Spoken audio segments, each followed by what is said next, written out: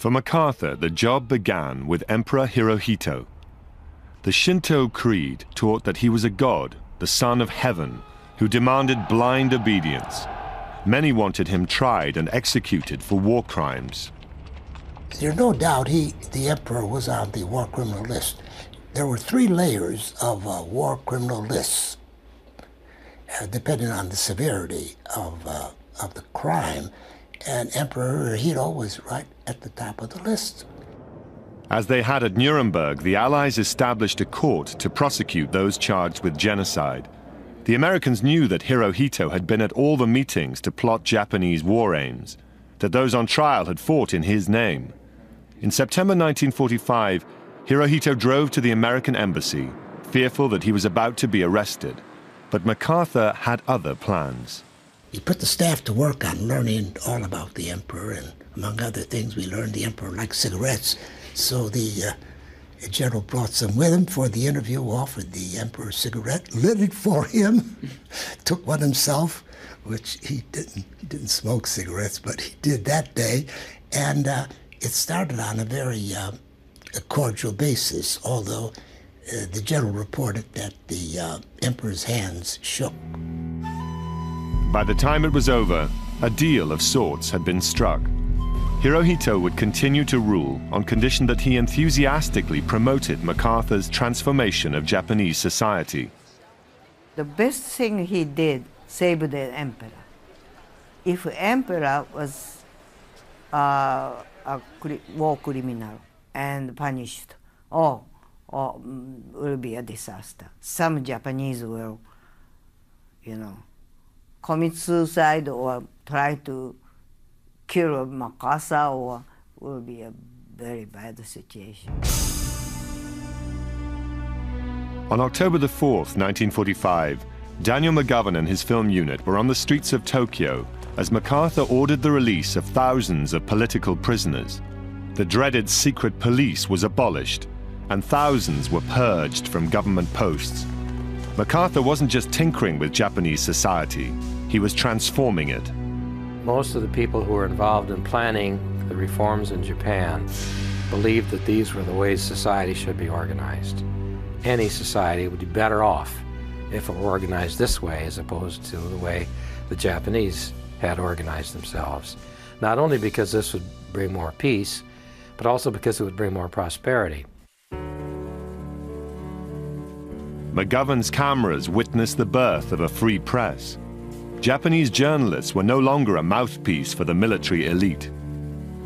Censorship was lifted, but there was one exception: no criticism of the occupying forces, especially Douglas MacArthur.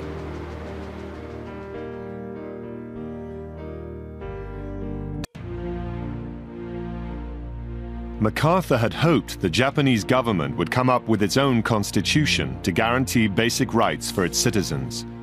But by February 1946, he concluded that the establishment was incapable of change.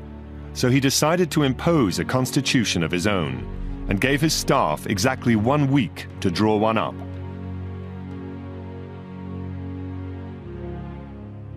"22-year-old Beata Sirota was given the task of writing the articles on women's rights. They had no rights whatsoever, really nothing. They were supposed to be treated like children, everything decided for them. A man could divorce a woman in Japan, but a woman could not divorce a man. She had no property rights, no inheritance rights, no rights for domicile, nothing like that. And it really wasn't very difficult to think of rights for Japanese women because you could start from zero. Out on the streets of Tokyo, demonstrators in favor of the proposed constitution demanded its adoption.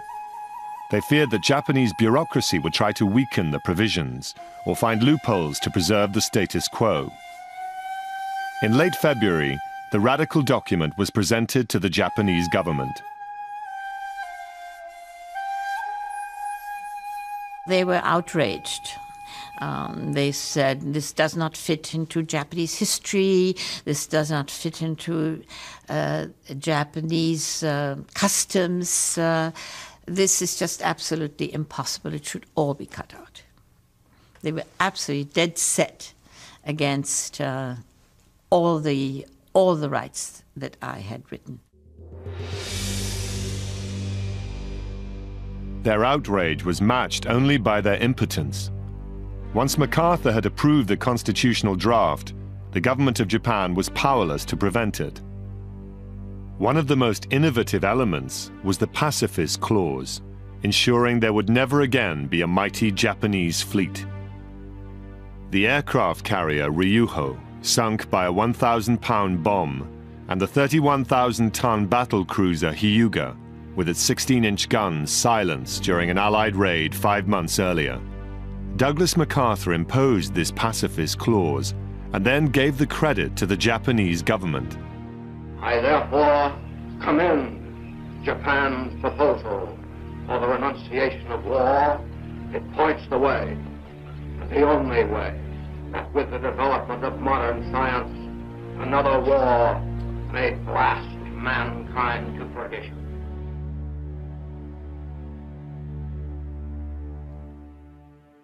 MacArthur, then having decided the emperor should not be tried as a war criminal, sent him out of Tokyo to promote the democratic constitution. These were unprecedented scenes, as Hirohito met his countrymen for the first time.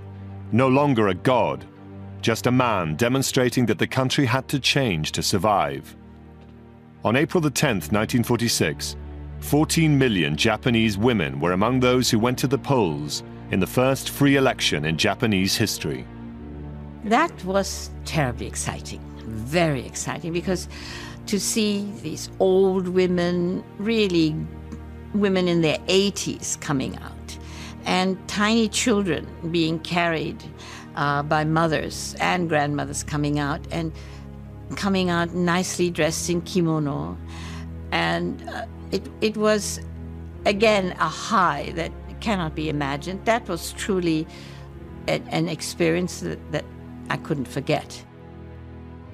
The result was an overwhelming endorsement of MacArthur's constitutional reforms. It seems that this constitution that basically the Americans had seemed to suit the Japanese people and seemed to express a lot of their own ideas and their own aspirations. But there were still great challenges ahead. In the year that followed the surrender, Japan had to absorb one of the greatest repatriations in history, when more than 5 million Japanese returned home. They came from the far reaches of the former Japanese Empire. 1.5 million from China, 1 million from Manchuria, 500,000 from Formosa, and 2 million from Siberia, the Philippines, and Korea.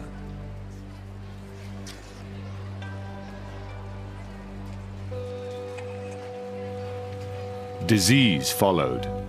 At one point, 22 ships carrying 76,000 repatriates had to be quarantined after a cholera outbreak. Almost 500 died before the epidemic was brought under control.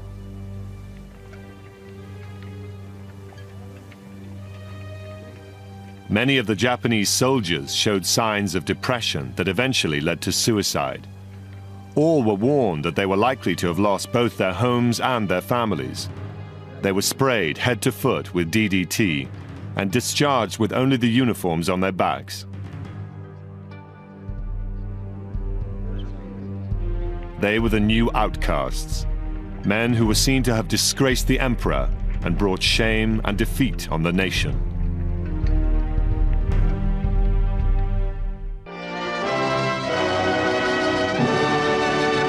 The occupation is continuing in a friendly atmosphere.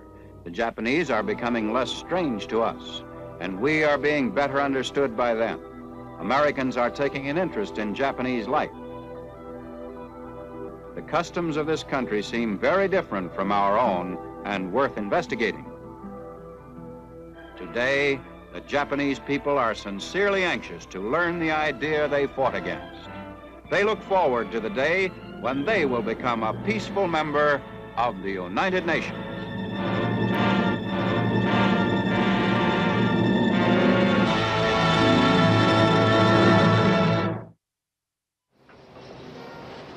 As the Cold War began, Japan became an ally, and old suspicions began to fade away. Americans, enchanted by the beauty of the country and its ancient traditions, helped to erase the memories of war. McGovern's camera captured moments that proved the new relationship went beyond political expediency.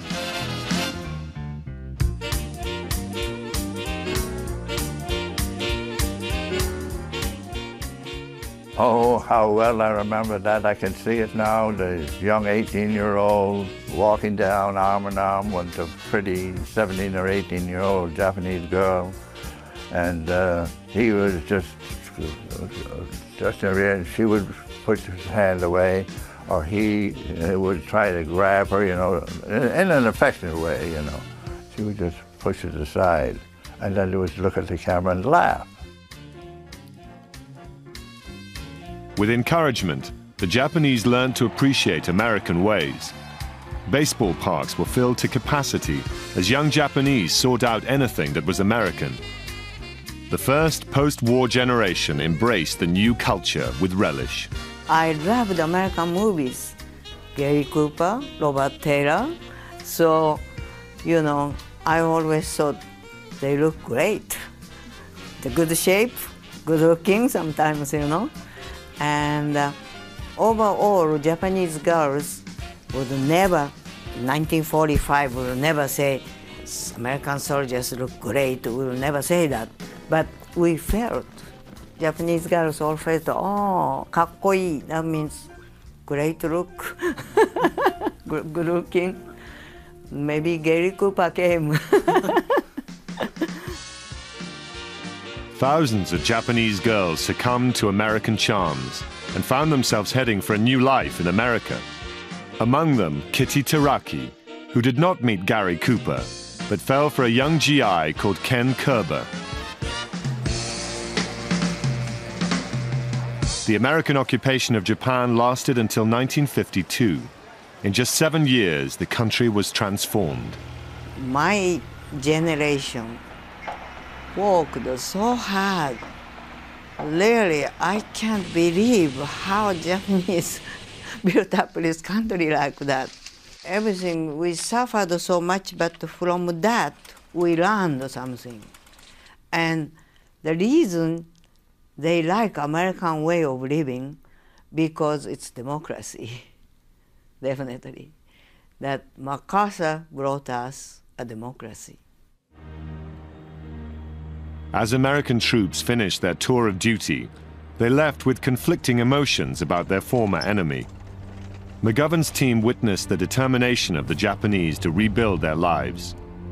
They filmed this man from Nagasaki, 1 mile from Ground Zero, using human excrement as fertilizer to cultivate his plot of land amid the ruins of the atomic blast.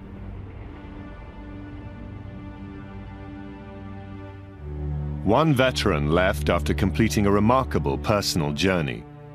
Harry Fukuhara was a Japanese American who had been interned at the beginning of the war. He later joined MacArthur's army in the Philippines as an intelligence officer. Fukuhara lost touch with his family in Hiroshima after he left in 1938. In September 1945, he asked to be assigned to Tokyo and set out to search for the family he was sure had perished in the atomic explosion. He arrived in Hiroshima as the sun was coming up on what had once been a familiar landscape. When I stood out at on the platform of the Hiroshima station and I saw the other side of the city, I just figured that there's no way they could have survived if they were living in Hiroshima.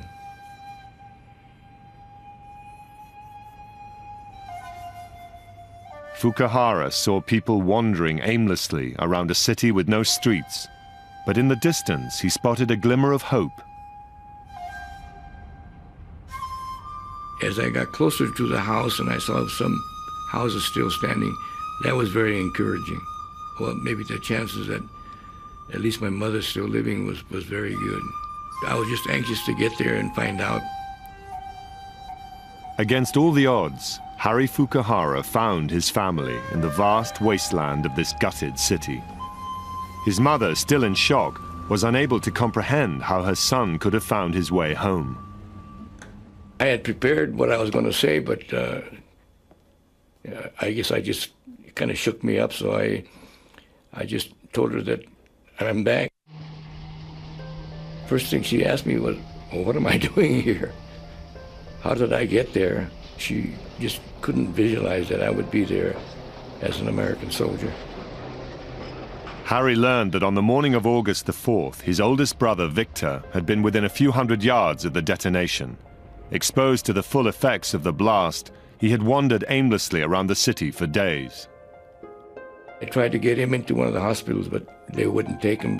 They were so full. They had no medicine. They were just trying to exist because they had no food or anything.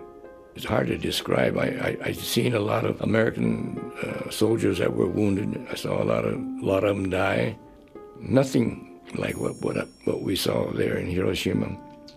And so I figured, well, I didn't want my brother to go there just to die. Harry eventually got his brother to an American hospital in Kobe, but they could do nothing to reverse the effects of the radiation. A few months later, Victor Fukuhara died, another victim of the blast, a loss Harry had to place alongside his other war experiences.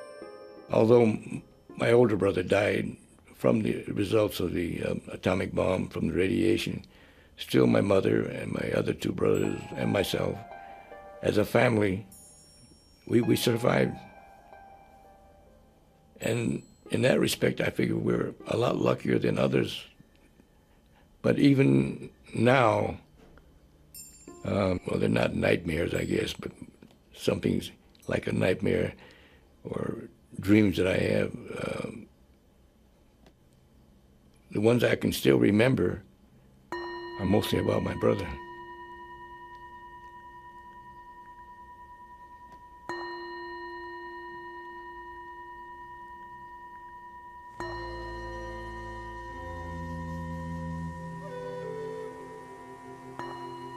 Harry isn't the only one to carry memories of those days through the years.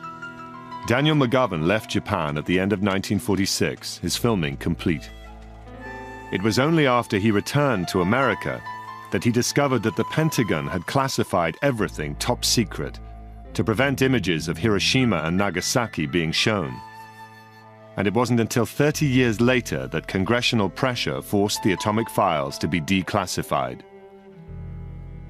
By that time, Daniel McGovern had left the army, haunted for years by the stories he was never able to tell, frustrated that the world had an incomplete picture of one of the most dramatic periods of Japanese history.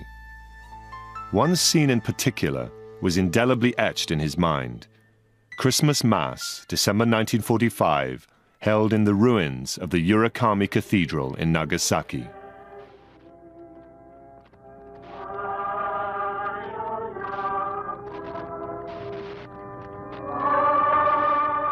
I heard voices singing, angelic singing. And I says, where is this coming from? I looked at my sound man, and he heard it too. I thought I was hearing things, you know, and I looked down at this devastation, and I'd hear the sound behind me. And I says, where's it coming from? We backlit the area and put a little dolly and moved the camera over there. The people were singing this. And I'd look out and I'd see this complete devastation, nothing there, and then hear the voices.